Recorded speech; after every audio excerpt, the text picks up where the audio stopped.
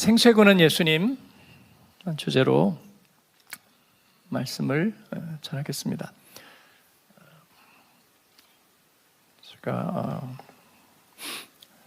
세 가지 계율을 준비했는데 저기 PPT에 반영되지 않았습니다. 첫 번째 제목은 또 한 사람의 구도자입니다. 요한복음 4장에서는 이제 3장의 니고데모와는 달리 너무나 다른 캐릭터의 인물과 예수님이 대화를 나누시게 되었습니다.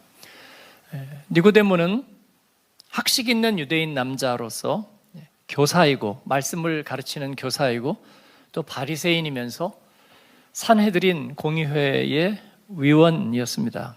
권세도 있고 지식도 있고 또 품위도 있는 그런 사람이었습니다.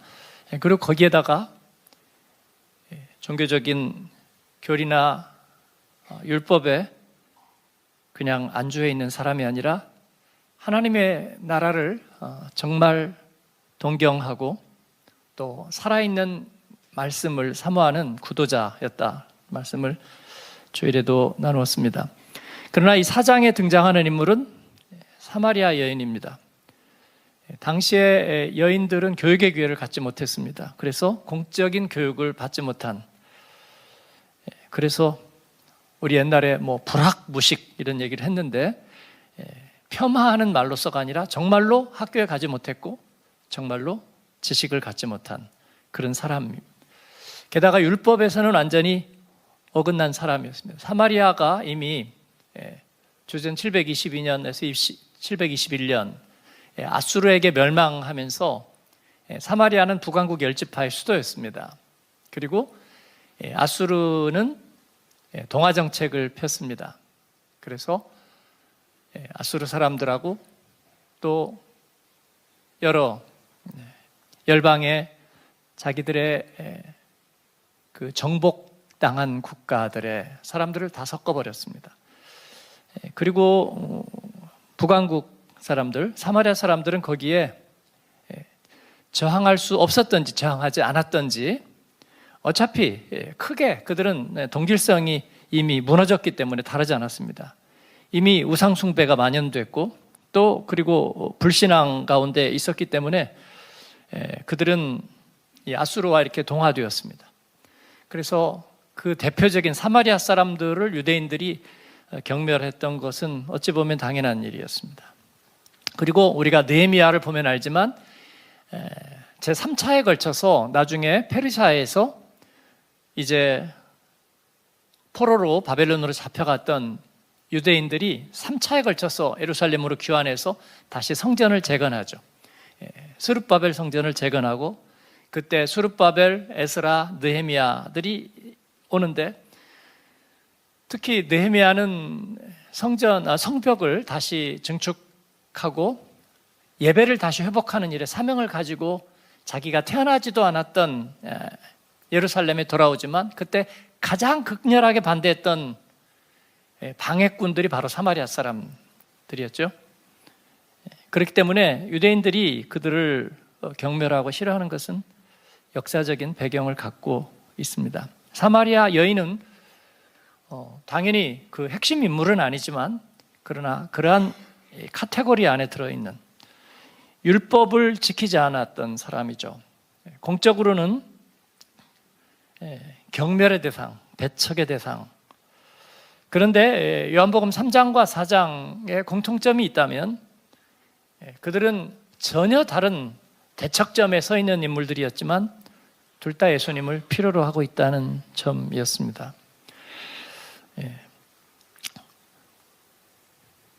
예수님의 입장에서 볼 때 이 두 사람에게 대한 공통점이 있다면 두 사람이 갖는 배경에 전혀 다른 점에도 불구하고 예수님은 편안하게 그들과 만나셨다는 것입니다.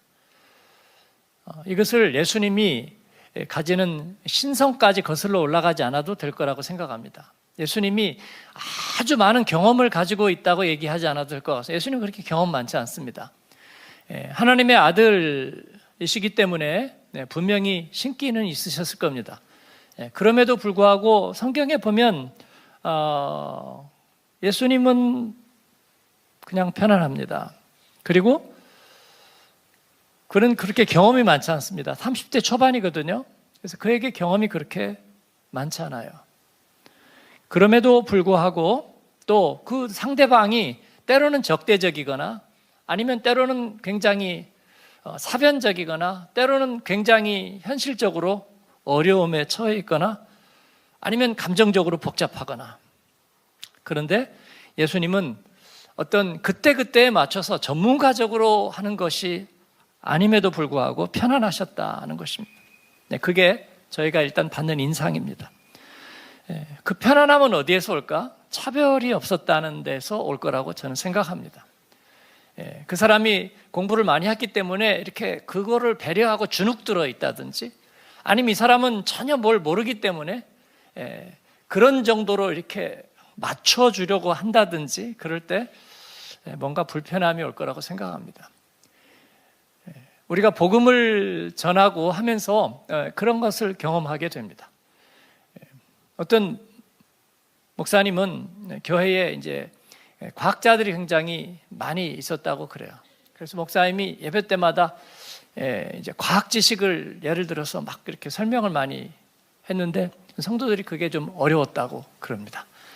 그래서 과학은 우리가 하니까 목사님은 그냥 하나님 말씀을 전해주시면 좋겠다.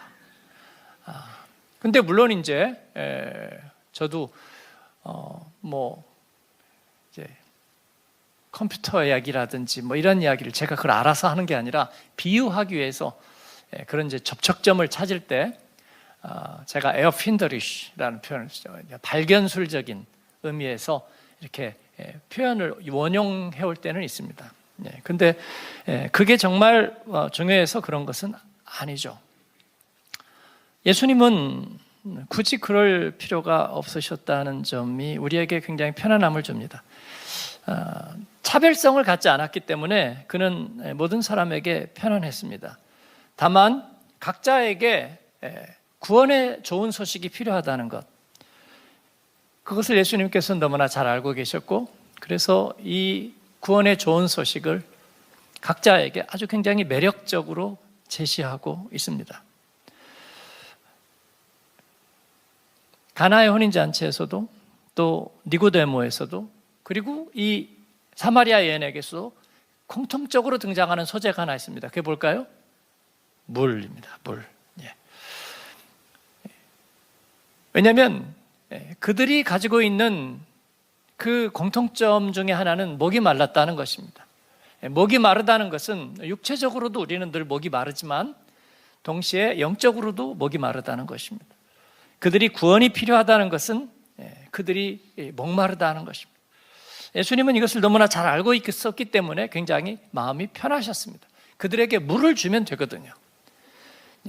그들에게 물이 필요하다는 것을 깨닫게 해주고 또 실제로 물을 주면 되거든요. 그리고 무엇보다 중요한 것은 자신 안에 그 물이 있다는 것을 알고 계시기 때문에 너무 편안한 거예요. 그렇지 않나요? 저와 여러분 안에 바로 그 구원 생명이 있고 우리 안에 있는 것을 내게 있는 것을 내게 주느니 나사렛 예수 이름으로 일어나 걸어라. 베드로와 요한이 그 안전뱅이에게 그렇게 얘기하고 손을 잡아 일으킬 수 있었던 것처럼 되게 편안한 장면이죠.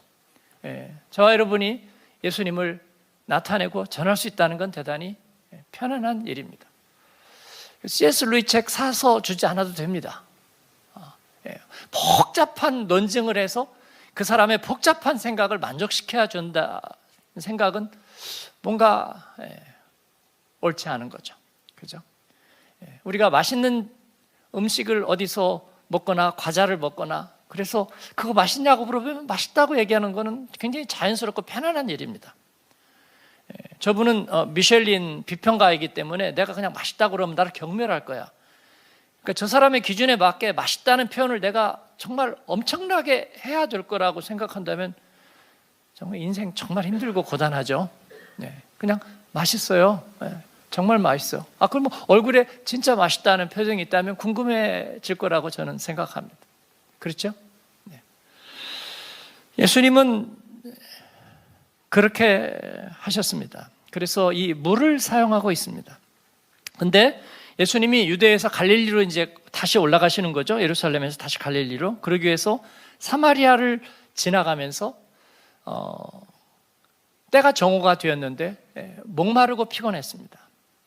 육체적으로 피로하고 또 목이 말랐다 하는 거죠. 요한은 예수님이 말씀이 육신이 돼 우리 가운데 오셔서 그런 육체적으로 이제 기진하고 목이 말랐다는 사실 우리에게 얘기해 주고 있습니다. 이것은 연약함과 시련하고는 관계가 없습니다. 우리가 그것을 이제 구별해야 되겠습니다. 인생 살면서 내가 연약하고 고통스럽고 시련 중에 있다는 것과 우리가 근원적으로 하나님께서 우리를 그렇게 지으셨다는 것을 구별해야 되겠습니다. 그죠? 그래서 저는 될 수 있으면 몸이 아프면 의사한테 가서는 내가 어디가 아파요? 라고 얘기를 할 겁니다. 그러나 우리들끼리 얘기할 때는 내가 연약하고 힘이 들고 어려워요? 라고 말하지 않게. 물론 제가 지능이 좀 떨어질 수는 있어요. 하나님 그렇게 만드셨고 저에게 그런 삶을 주셨잖아요. 그러니까 제가 지금 뭔가 핸디캡이 있어요 라고 말하는 것은 내게 소유권을 갖고 계신 하나님에 대한 별로 예의는 아니죠. 그죠? 지능이 좀 떨어지시는 분 한번 손 들어보세요. 요즘 특히나 좀 지능이 떨어지시는 분들, 푸념하지 말기. 그죠? 약간 성화는 지능이 약간 떨어진 상태라고 저는 생각해요. 그러니까 여러분이 불신앙 가운데 있을 때는 머리가 제일 좋았을 때예요. 머리가 팽팽팽팽 돌 때. 그러니까 만족함이 없잖아요. 의심이 많고 늘 뭔가를 이렇게 자기 힘으로 해보려고 할 때 그때 지능이 제일 좋았던 상태. 예수님 믿고 은혜 받으면 지능이 좀 떨어져요. 아무 말이나 아멘이 쉽게 나와요. 그죠? 제가 오늘 맛있는 걸 먹었던 것입니다. 아멘. 그죠? 야, 옛날 같으면 근데 그냥 맛있는 거 먹었습니다 해도 아멘 나오는 약간 지능이 떨어진 상태. 그렇습니다. 몸이 약간 아프고 감기 기운이 돌 때가 약간 은혜 받는 상태하고 약간 비슷합니다. 그래갖고 몸이 아프고 약간 오실오실하고 열도 나고 그럴 때가 약간 은혜 받았을 때하고 느낌이 비슷해. 그냥 미식미식하고 약간 더 할 것 같아요. 은혜 받으면 약간 그렇거든요. 그죠? 아니에요? 체험이 없어요?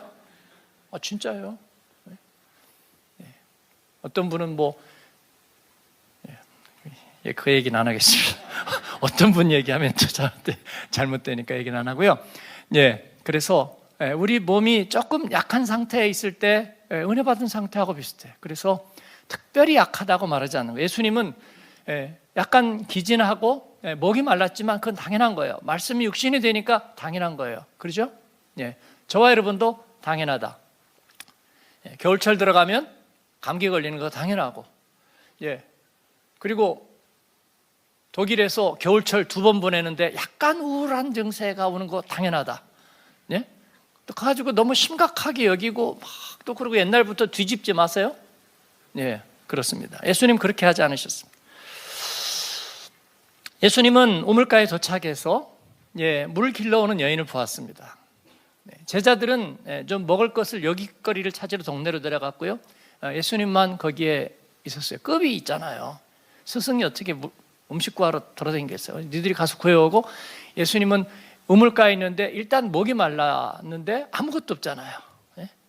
그러니까 사마리아 여인이 오는 여인을 보고 물을 좀 달라 했습니다. 그거는 약간 문제가 있는 행위였습니다. 왜냐하면 유대인이 사마리아 사람에게 뭐 구하지 않고요. 그걸 떠나서 당시에는 유대인들에게는 그래요. 여자에게 뭐를 요청하는 법은 없었습니다. 그렇기 때문에 이 사마리아 여인에게는 그것은 굉장히 특별한 것이었는데 예수님은 다른 게 하나도 없었고요. 그냥 목이 말랐습니다. 그래서 정말 물을 달라고 하는 거였습니다. 그러나 이 여인의 경우에는 물을 들어왔지만 물만 필요한 게 아니었어요. 예수님이 이것을 보고 계신 거죠. 예수님은 이것을 보고 있었습니다. 그래서 일단은 그녀에게 물을 좀 떠달라고 부탁합니다. 그리고 두 사람의 관계는 이제 시작되었는데, 두 번째 제목은 생수 다시는 목마르지 않는 물입니다. 사마리아 여인은 그 얘기를 들으면서 어때요? 유대인 남자가 사마리아 여자에게 물을 달라 하십니까? 라고 금방 묻습니다. 그 말씀을 금방 또 쳤네요, 저거를. 네, 성수하니. 그리고 본문을 좀 비춰주세요. 본문을 비춰주세요. 여러분이 본문을 보고 따라가실 수 있게. 예. 어찌 9절이죠. 어찌 사마리아 여자인 나에게 물을 달라 하냐니까 하니 이는 유대인이 사마리아인과 상종하지 아니함이로라. 제가 그 배경 말씀드렸고요. 그 다음 10절로 넘어가시면 예수께서 뭐라고 대답하시죠? 이르시되, 그 다음 읽습니다. 내가 만일 하나님의 선물과 또 내게 물을 좀 달라 하느니가 누구인 줄 알았더라면 내가 그에게 구하였을 것이요 그가 생수를 내게 주었으리라. 아멘. 예수님께서는 그녀에게 단순히 물이 필요한 것이 아니라 근본적으로 새롭게 하는 생명의 물이 필요하다는 것을 예수님께서는 아셨습니다. 예수님이 신기가 있다는 것은, 하나님의 아들이라는 것은, 분명한 것은 인간 안에 있는 가장 근원적인 갈망을 알고 계셨다는 겁니다. 이건 경험이 아니고요, 어떤 전문성이 아니고, 이것은 하나님께 속한 그 생명의 설계도를 가지고 계신 분이기 때문에 이것은 알고 있는 겁니다. 우리도 은혜를 받고 나면 은혜가 필요한 사람을 금방 압니다. 알아요, 몰라요? 알아요, 몰라요? 모른다면 여러분 요새 은혜가 마른 거예요. 보니까 저 사람은 교회 안 다니지만 불편한 게 하나도 없어 보여요. 그렇다면 여러분 안에 은혜가 마른 거예요. 내가 은혜 안에 산다면 저 사람이 은혜가 필요하다는 것을 금방 알아요. 그죠? 금방 압니다. 선생님은 학생이 뭐가 필요한지 금방 압니다. 금방 알아요. 그건 경험과 전문성에서 오는 것이 아니고 그냥 그들에게 필요한 것을 알고 있기 때문에 그래요. 예수님께서는 사마리아 여인에게 근본적으로 새롭게 하는 생수가, 그 힘이 필요하다는 것을 알고 계셨어요. 그러면서 왜 유대인 남자가 사마리아 여인과 관계합니까? 라는 말에 바로 그 진실을 밝히는 거예요. 하나님의 선물이 뭔 줄 알았더라면, 그리고 네게 물 좀 달라는 이가 누군 줄 알았더라면 그에게 생수를 구했으리라. 그러니까 이 여자가 반응을 보입니다. 아마도 그렇게 말하는 걸로 볼 때 이 사람은 뭔가 신비한 힘이 있구나. 뭔가, 왜냐면 물그릇도 안 좋아서 물을 달라고 하면서 자기에게 물이 있다고 하니까 뭔가 새로운 신비로운 물이 그에게는 있나 보다. 어떤 마법사와 같은 생각을 했는지도 모르겠습니다. 이 사람이 과연 그런 말을 할 자격이 있는가? 공상가인가? 마술사인가? 그래서 야곱의 우물을 얘기합니다. 우리 조상 야곱이 이곳에 우물을 파고 거기에서 모든 사람이 마시고 짐승들도 다 마시고 했었는데 당신은 여기에서 야곱처럼 그보다 더 위대한 우물을 당신이 팔 수 있습니까? 물그릇도 하나도 없이 와서? 라고 얘기하죠. 예수님은 그 다음 얘기를 합니다. 13절 같이 읽습니다. 예수께서 대답하여 이르시되 이 물을 마시는 자마다 다시 목마르려니와 14절 내가 주는 물을 마시는 자는 영원히 목마르지 아니하리니 내가 주는 물은 그 속에서 영생하도록 솟아나는 샘물이 되리라. 아멘. 내가 주는 물을 마시는 자는 다시 목마르지 않고 영생하도록 솟아나는 샘물이 되리라. 그렇습니다. 여인에게 점점 접근해 가죠. 아마 이 여인은 자기가 목마르지만 왜 목마른지 잘 몰랐을 거고요. 자기 인생에서의 갈증이 무엇 때문인지 잘 몰랐을 겁니다. 그러나 적어도 이런 것들을 다시 해소시킬 수 있는 그런 물이 있다면 하는 생각을 하고 있었을 겁니다. 그러니까 여인이 뭐라고 하죠? 15절에 여자가 이르되 주여 그런 물을 내게 주사 목마르지도 않고 또 여기 물기를 오지도 않게 하옵소서. 이걸 H2O라고 생각을 하는 거죠. 그때 예수님이 관점을 바꿔주십니다. 가서 네 남편 불러오라. 굉장히 충격적인 표현을 하죠. 이게 예수님이 가진 신기죠. 사람의 속을 꿰뚫어 보시는 거. 그 영적인 통찰력을 가지고 계시는 것. 예수님은 모든 사람을 꿰뚫어 보실 수 있었습니다. 네 남편을 불러오라. 자기 남편이 없다고 말하죠. 유대인 랍비들은 원래 3번까지 결혼을 허용했다고 그럽니다. 그런데 이 사람은 5번이나 결혼했죠. 유대인도 아니거니와.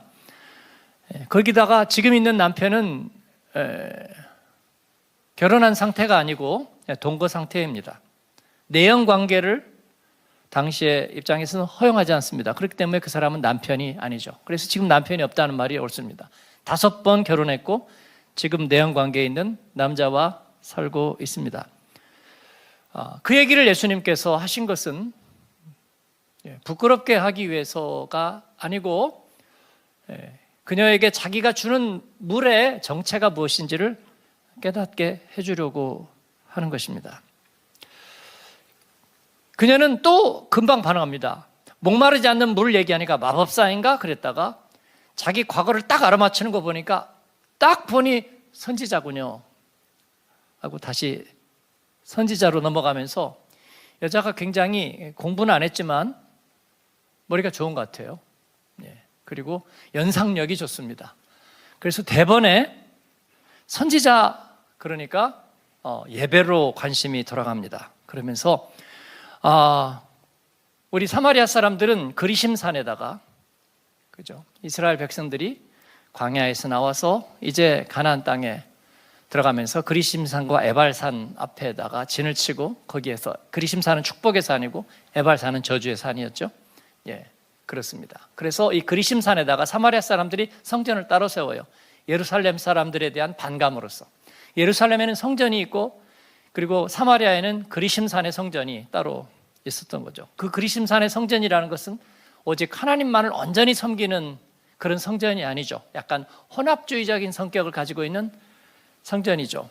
그러면서 유대인들은 예루살렘에서 우리 사마리아 사람들은 그리심산에서 예배 드린다고 하는데 어떤 게 옳습니까? 라고 얘기하는 거예요.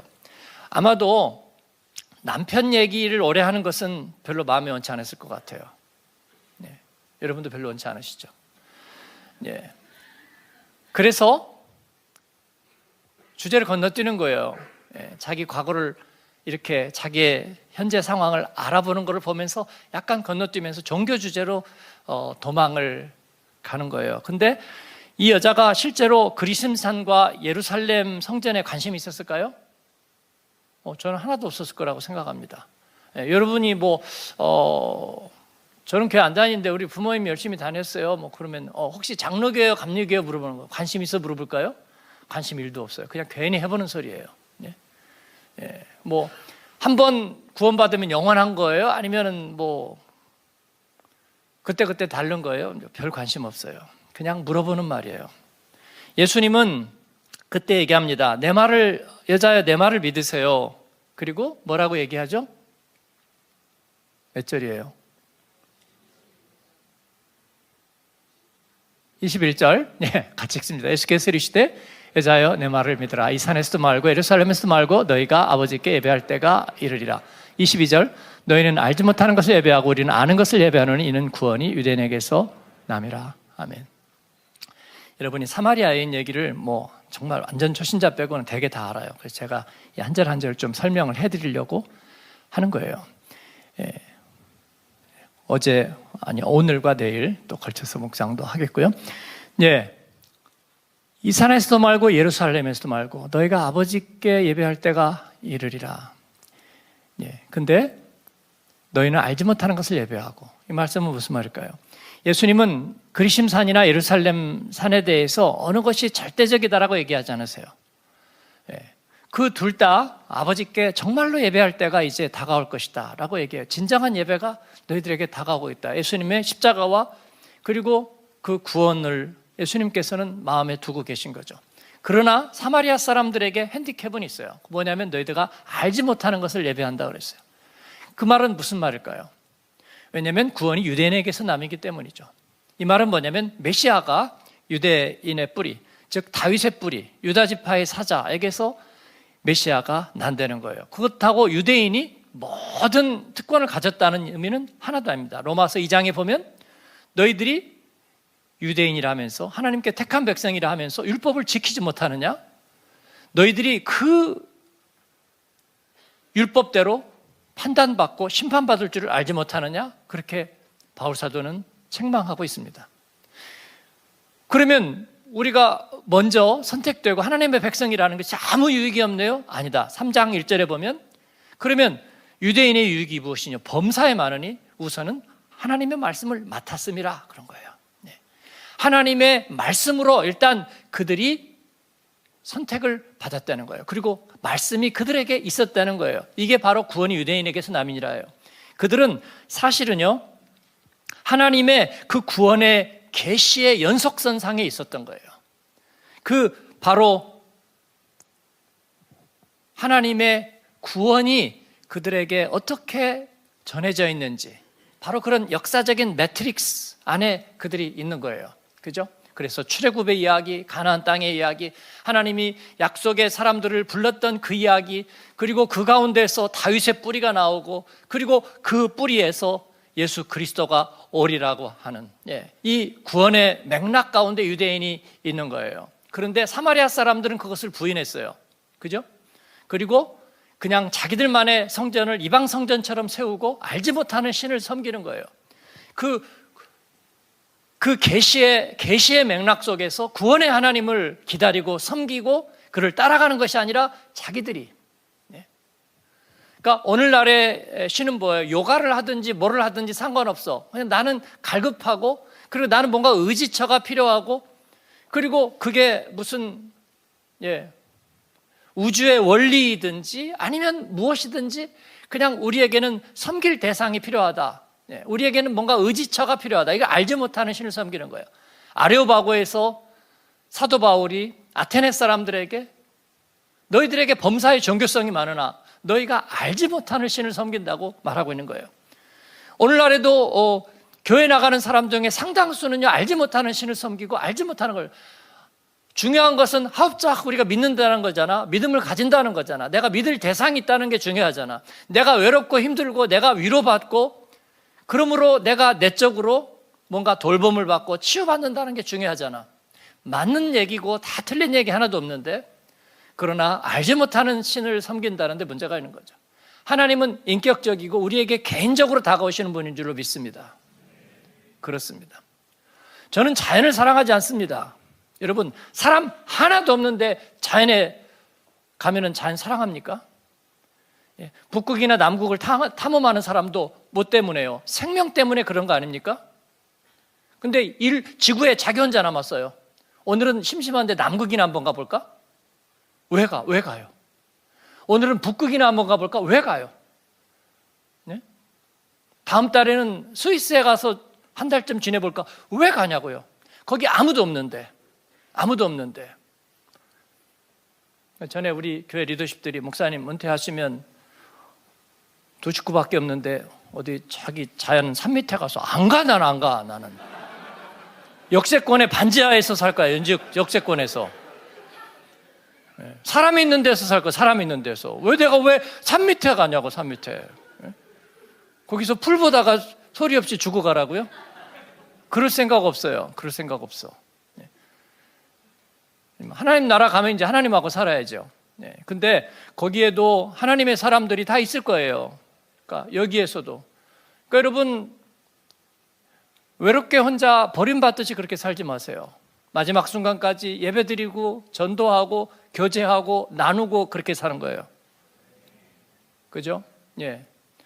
그런데 그렇지 않고 인격적인 대상이 없이 하는 것은 그건 신앙이 아니에요. 그래서 하나님은 우리에게 퍼스널하게 다가오시는 거예요. 나에게 말씀하시는, 거기 계셔서 말씀하시는 하나님, 내게 말을 걸으시는 하나님, 내게 귀 기울이시는 하나님, 그리고 내게 요구하시는 하나님. 그죠? 그리고 내가 그에게 반응하는 하나님 그런 분이에요. 그냥 형익상학적인 신? 그런 건 몰라요, 여러분. 사마리아 사람들은 이제 바로 그런 형이상학적인 신을 섬기는 거예요. 그냥 범신론자가 된 거예요. 그래서 구원은 유대인의 삶이니라. 그 하나님의 구원의 계시의 흐름 속에 유대인들이 있는 거예요. 그렇다고 그들이 저절로 다 구원받는 게 아니죠. 왜냐하면 그들이 율법에 머물러 있으면서 정말로 예수 그리스도를 영접하지 않잖아요. 유대인에게든지 헬라인에게든지 이제는 복음이 하나님의 능력이 될 거예요. 그리고 진정하게 하나님을 예배할 때가 올 거라고 하는 것입니다. 십자가에 달리신 그리스도만이 그들에게 대답이 될 것입니다. 여러분, 다윗의 뿌리에서 바로 구원이 났습니다. 우리는 이스라엘 종교를 섬기는 게 아니고요, 구약 종교를 섬기는 게 아니라 그 계시의 연속성을 중요하게 여깁니다. 우리는 팔레스타인 쪽에 살지도 않았고 태어나지도 않았고 관계도 없지만, 그건 팔레스타인의 종교가 아니고요, 우리 하나님, 영원하신 하나님께서 이 세상에 한 로케이션을 정해가지고 오셨고, 그리고 그 계시를 알게 해주시는 거예요. 그것을 귀중하게 여깁니다. 그렇습니다. 그리고 예수님은 그렇게 말씀하십니다. 이제 하나님은 영이시니 예배하는 자는 영과 진리로 예배할 것이다. 놀랍게도 메시아가 오시면 이 모든 것들을 알려줄 거라고 말합니다. 그 여자가 얘기하는 거죠. 메시아가 오시면 이 모든 것을 알려주신다고 합니다. 그러니까 예수님이 말씀하시길 내가 바로 그 사람이라고 얘기해요. 그러니까 이 여자가 깜짝 놀랍니다. 왜 깜짝 놀라죠? 메시아라고 말하는 이를 자기가 지금까지 대화한 사람이 바로 그분이라는 것을 자기가 만나버렸기 때문입니다. 그걸 알고 나니까 내가 그 사람을 만난 거예요. 퍼스널하게 만난 거예요. 그게 여러분 인격적으로 주님을 영접했다는 이야기입니다. 그와 같이 얘기하면서 그 대화 속에 빨려들어가면서 그 사람이 내 안에 들어온 거예요. 그리고 그 사람을 인격적으로 만났어요. 그리고 그 증거가 너무나 분명합니다. 가슴이 뜨끔했는지 따끔했는지 그건 잘 모르겠어요. 그러나 그녀는 바로 물동이를 잊어버렸습니다. 물동이를 들고 내려가야 되는데 그 들고 내려가는 걸 잊어버리고 버려두고 마을로 내려가서 내가 메시아를 만났다고 말합니다. 그 말은 맞는 이야기입니다. 그는 예수님을 만났습니다. 어제 TA 항공 타고 한국에서 온 제 친구가 있는데요, 기센 대학에 그 농과대학에 세미나가 있는데, 그 친구는 원래 전자공학을 해서 이제 연구원으로 박사하고 연구원으로 평생 있다가 이제 퇴직했거든요. 근데 중간에 독일 기센 대학하고 연결해서 농학으로 박사를 또 하나 땄어요. 한국에서 인삼 그 연구 사업을 한다고, 그래서 이제 가끔 세미나 있으면 와요. 이번에 와서 저하고 이제 만났어요. 시간이 없어가지고 공항에서 딱 1시간 만났습니다. 1시간 만나서 어린 시절 교회 친구예요. 만나서 이렇게 대화하고 사진 한 장 찍고, 터미널 2 공항 2층에서 밥 먹고 헤어졌어요. TA 항공 좋더냐고 그랬더니 조용하대요. 비행기가 조용하다는 무슨 말이냐? TV가 없대. TV가 없어서 조용하고, 그 다음에 그러면서 앞으로 TA 항공 탈 때는 간식을 좀 싸가지고 가라고 그러더라고요. 뭐 주냐고 물어봤다가 약간 무안했다고. 이제 그래도 밥 2번 주고 간식은 사 먹는 거라고 그랬어. 그리고 만석이 아니기 때문에 한적하고 조용하더라. 이제 그런 얘기를 좋았다고 그러면서, 제가 보니까 이제 승무원들이 이렇게 내리는 데 보니까 좀 복장이 약간 이렇게 딱 맞지 않더라고요. 옷이 약간 이렇게 넉넉한 옷들 입고 내리시는 것 같고. 근데 참 좋다고, 조용하고 값도 싸고 너무 싸고 좋다고 그래요. 그래서 이제 1시간 정도 만나고 헤어졌는데 저녁에 메시지가 왔어요. 이제 기센에 가서 숙소에 들어가서 저한테 이제 그 공항에서 샀다고 4개를 사갖고 하나를 줬어요. 이걸 먹으면 인생이 포기하고 싶을 때 힘이 될 거라고. 포기 김치를 이렇게 하나 줘가지고 들고 왔는데, 저보고 그 메시지를 써가지고 몇 년 만에 1시간 만났는데 1년 내내 만난 것 같았다고 고백을 이렇게 해서 제가 참 좋았습니다. 어릴 때 같이 기도하고 또 했던 친구이거든요. 근데 1년 내내 만난 것 같았다. 이게 인격적인 만남이라는 건 그런 거죠. 우리가 교회 안에서 우리가 서로에게 좋은 것은 아마 우리가 일생 동안 함께 있었던 것 같은 그런 느낌이기 때문입니다. 왜냐하면 우리가 정말 말씀 앞에 있고 서로 퍼스널하게 인격적으로 서로를 대하기 때문인 줄로 믿습니다. 그렇죠? 저희가 하나님을 신뢰하는 것은 그거예요. 아무리 생각하고 버선을 이리 뒤집고 저리 뒤집어도 다른 이해관계가 없어요. 정말 하나님이시기 때문에 우리가 하나님을 섬기는 거잖아요. 그렇죠? 그래서 기도하고 아프든지 건강하든지 병이 들었든지 아니든지 우리 하나님을 의지하고 기도하는 것은 아무리 생각해도 다른 이해관계가 없어요. 하나님을 하나님으로 하는 거잖아요. 그러니까 여러분이 취직이 되든지 안 되든지 별로 슬퍼할 게 없잖아요. 왜냐하면 우리는 하나님 앞에서의 삶이니까. 그죠? 지능이 좀 떨어지든지 영민하든지 건강하든지 아니든지 걱정할 게 없잖아요. 우리는 하나님 앞에 사는 거잖아요. 할렐루야. 그렇습니다. 그래서 그녀는 예수님을 만난 거예요. 그가 내가 그러라 하고 할 적에 그녀에게 분명한 깨달음이었어요. 예수님 만나고 어떻게 깨달음이 안 오겠어요? 그죠? 어떻게 깨달음이 안 오겠습니까? 이 짧은 만남은 사마리아 동네 예수님이 증거되는 기회가 되었습니다. 그리고 아마도 나중에 빌립 집사가 사마리아에 가서 전도할 때 너무나 많은 사람들이 예수를 믿게 되는 거예요. 근데 이미 마중물은 거기에 뿌려졌어요. 예수님이 거기를 지나가면서 한 여인을 통해서 말씀이 저와 여러분이 부끄럽고 용기도 좀 부족하지만 그러나 내 안에 계신 예수님을 인격적으로 내가 모시고 살면서 우리 안에는 생수가 있는 거예요. 그 생수라는 것은 내가 경험적으로 만들어낸 것이 아니고 내가 공부해서 논리적으로 내가 통찰해내는 것이 아니라 하나님이 우리 안에 넣어주시는 거잖아요. 그 생수가 내 안에 있는 것을 믿고 살아갈 때에 우리는 예수의 증인이 될 줄로 믿습니다. 그리고 그 인격적인 주님을 통해서 한 생명에게서 한 생명에게로 말씀이 흘러가게 될 줄로 믿습니다. 마지막 3번은 생수이신 예수님이에요. 예수님을 만난 사람들은 몸과 영혼이 치유되었습니다. 몸이 치유된다는 것은 이전으로 돌아간다는 의미입니다. 그렇기 때문에 그것은 불완전한 거예요. 왜냐하면 우리 몸이 완전하지 않거든요. 그런데 몸이 아팠다고 해서 이전으로 돌아간다고 문제가 해결되지는 않아요. 그러나 영혼이 치유된다는 것은 이전으로 돌아간다는 것이 아닙니다. 왜냐하면 이전에 우리는 죄 가운데 있었기 때문에 영혼이 치유된다는 것은 전혀 새롭게 된다는 의미입니다. 전혀 새롭게 된다는 것은 뭘 의미할까요? 우리 안에 다른 양식이 있어야 된다는 이야기입니다. 그리고 다른 운영체계가 있어야 된다는 얘기입니다. 새로운 명령어가 있어야 된다는 것입니다.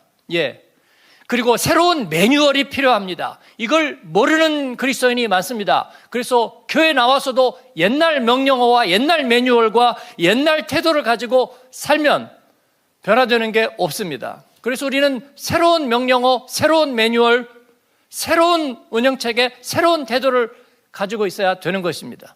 그래서 우리가 말씀을 묵상하는 거예요. 말씀 안에서 내 옛날 생각을 다시 되돌리는 것이 아니고 말씀 속에서 새로운 언어를 붙잡습니다. 하나님의 말씀을 붙잡고 새로운 명령어를 붙잡고 거기에서 새로운 양식을 구합니다. 할렐루야. 생수이신 예수님은 우리에게 그것을 주실 수 있습니다. 그럴 때 뭐가 바뀌느냐? 과거가 바뀝니다. 과거가 바뀐다는 것은 여러분 과거가 리셋된다는 거죠. 근데 어떤 분이 그렇다고 과거가 잊어버려지나요? 아픈 상처가 잊어버려지나요? 기억은 됩니다. 그런데도 효력이 없어집니다. 그런 거죠? 내 돈 떼어먹은 사람 생각해가지고 10년 동안 그것 때문에 신물 넘어오고 잠도 안 오고 그랬는데 어느 날 그 순간 그 이야기가 기억은 되는데 아무렇지도 않게 되는 거예요. 그렇잖아요? 내가 누구에게 잘못 얘기한 것 때문에 내 마음속에 부끄러움이 멍해처럼 되었는데 그런데 어느 순간인가 부끄럽지 않은 거예요. 바울이 얘기한 것처럼 내가 아무 일에도 부끄럽지 아니하고, 그죠? 그리고 나에게 편견을 가지고 있는 사람이 몇 사람이 나를 계속 보고 있는데 그게 아무렇지도 않은 거예요. 왜냐하면 내가 파렴치해졌기 때문이기도 하겠지만 그러나 예수의 은혜가 내 안에 있기 때문에 그 기억은 있는데 기억이 효력을 발휘하지 못하는 거예요. 그렇게 되기를 축원합니다, 여러분. 할렐루야. 이 여인에게 바로 그렇게 된 거예요. 아니면 가늠하다 현장에 잡힌 여인은 앞으로 어떻게 살아? 어떻게 살아? 가늠하다 옷 찢어져가지고 현장에서 잡혔는데 그 사람은 어떻게 사냐고요. 주님께서 그녀의 과거를 새롭게 해주세요. 왜냐하면 이제 정체성은 예수님 만난 현재에 있기 때문인 줄로 믿습니다. 미래는 어떻게 할 거예요? 미래는 다가오지만 그냥 바라볼 뿐이에요. 왜냐하면 미래는 하나님의 주권에 속해 있고 하나님의 설계에 속해 있기 때문에 그렇습니다. 우리에게 필요한 것은 지속적으로 생수의 근원이신 예수님으로부터 영적 양식을 공급받고 그의 명령어를 따라 살 뿐입니다. 그래서 예수 믿은 사람의 지금 여러분 표정이 어떤지 저는 관심이 없습니다. 여러분의 감정 상태가 어떤지에 대해서 별로 사실 관심이 없습니다. 그건 결정적인 영향을 못 미칠 거예요. 여러분 안에 누가 여러분의 주인이냐, 그게 중요한 것뿐입니다. 그렇다면 주님께서 여러분을 이어가실 것입니다. 과거는 여러분을 더 이상 주장하지 못할 겁니다. 미래는 여러분을 두렵게 하지 못할 것입니다. 사마리아는 다시 새로운 생명의 터전이 되고 생명의 발원점이 되었습니다. 그 우물가로부터 시작해서 예수님의 그 아름다운 복음이 흘러가기 시작할 겁니다. 여러분의 일터와 가정과 여러분의 자녀들과 여러분의 삶의 문제의 이야기들로부터 예수님께서 우리 다시 생수가 흘러나가게 하실 줄로 믿습니다. 오늘 우리가 이것을 셀리브레이트하고 하나님께 영광 돌리고, 하나님, 내가 그렇습니다. 오늘 나는 문제가 있어서 여기에 왔고 다시 원점으로 돌아가고 싶습니다. 그게 우리들의 출발점은 아닙니다. 주님, 생수의 그릇이신 예수님이 내 안에 계심을 믿고 오늘 또 그 주님 앞에서 인격적으로 나는 주님께 나를 맡기고 의뢰합니다. 주님은 나의 과거를 다시 리셋하고 그리고 미래로 주님과 함께 동행하게 하십니다. 나를 근본적으로 새롭게 하시는 주님을 찬양합니다. 아멘. 우리 기도하고요. 찬양하고 기도하겠습니다.